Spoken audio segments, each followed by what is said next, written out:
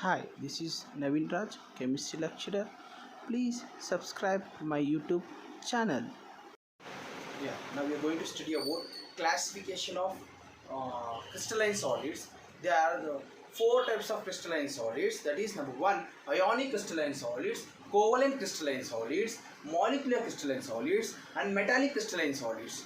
We are going to discuss about four at a time while discussing about its properties. Okay, first we are going to discuss about the property. That property is nothing but a constituent, means in the ionic crystalline solids, which is the constant particles. The constant particles in ionic crystalline solids are ions.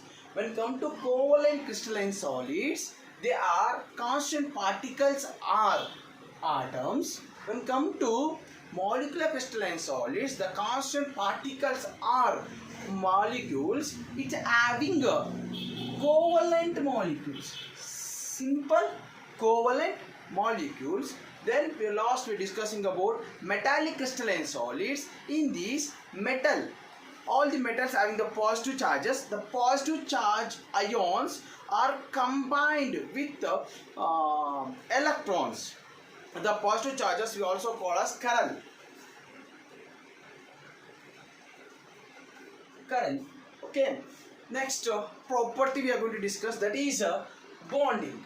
Means in ionic crystalline solids, the Coulombic force of attraction are occurring. Therefore, it having bonding is Coulombic bonding. When come to covalent crystalline solids having electron shares. Electron shares we don't want to tell, it is covalent bonding. Here, covalent bonding. When come to molecular crystalline solids, here molecules are interaction or intermolecular forces, or also we can call that hydrogen bonding. Here we can call hydrogen bonding. Then when come to last metallic crystalline solids, it's having metallic bond. Metallic bond means metals are bonding with another alloys.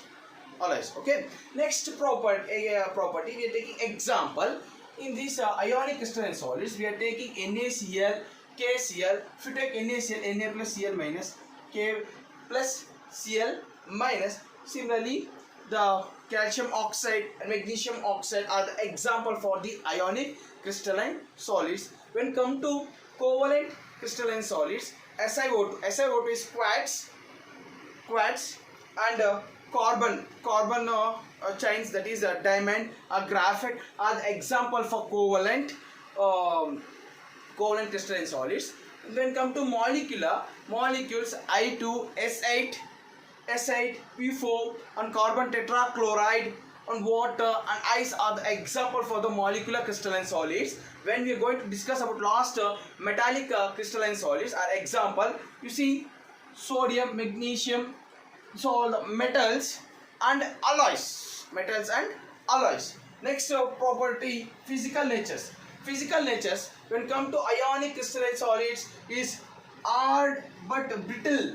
Okay, hard and but little bit brittle. Okay, when come to covalent very hard because the electrons are sharing equally. When come to molecular crystalline solids, the molecules having a soft. Why it has soft? Because the covalent bond. When come to metallic we tell that ductility. What is ductility? Is nothing but it having stress when compressing. When compressing the solids, molecular crystalline solids, ductility means it will be stress.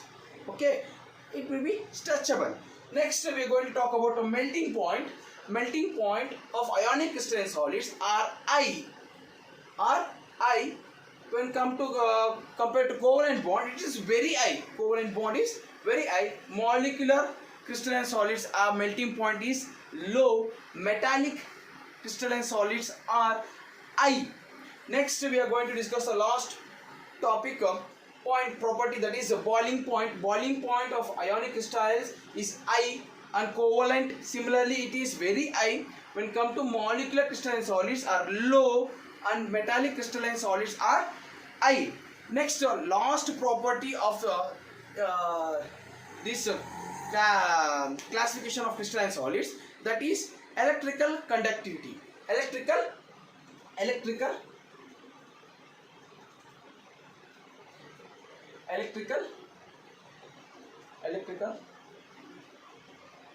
conductivity.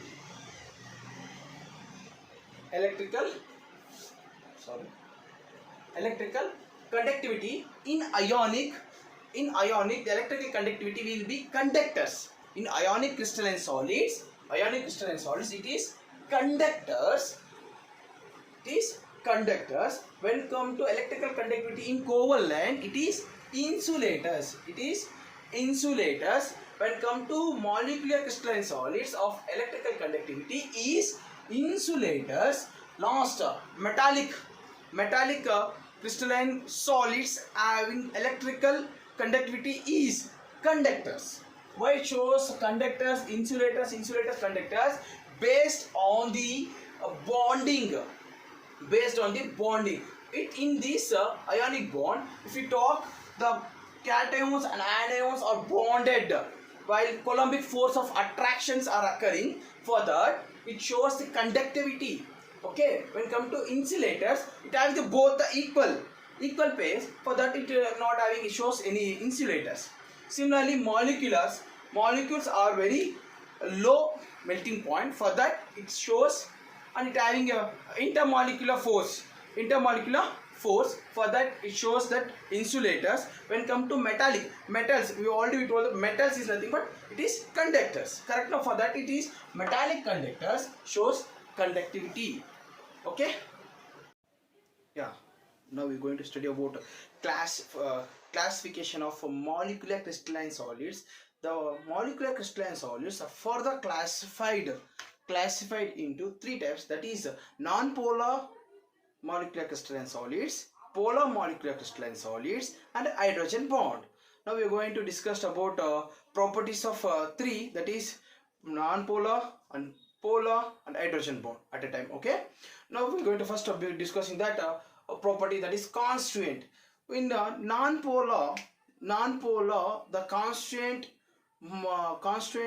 molecule is nothing but non-polar molecules. When come to polar, constituents are polar molecules. When come to hydrogen bonded, the covalent compound in which the hydrogen is bonded with oxygen, fluorine or nitrogens. Okay. Next property, nature of forces.